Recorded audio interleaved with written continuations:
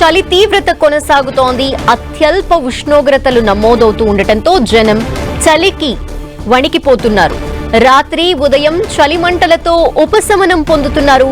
పొద్దెక్కినా కూడా చలి తీవ్రత పొగమంచు తగ్గటం లేదు. దీంతో జనం బయటికి వెళ్లాలంటేనే భయపడుతున్నారు.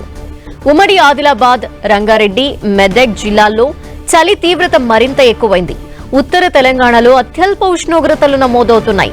ఆదిలాబాద్ లో 5.9 డిగ్రీల టెంపరేచర్, బేలలో 6.3, జైనాద్ లో 6.4, పెంబిలో 6.9 డిగ్రీల అత్యల్ప ఉష్ణోగ్రతలు నమోదయ్యాయి. తీవ్రమైన చలిగాలులతో జనం తీవ్ర ఇబ్బందులు పడుతున్నారు. ఉదయం స్కూళ్లకు వెళ్లేందుకు స్టూడెంట్స్ ఇబ్బందులు తప్పడం లేదు. దీంతో స్కూల్ టైమింగ్స్ మార్చాలని కోరుతున్నారు పేరెంట్స్.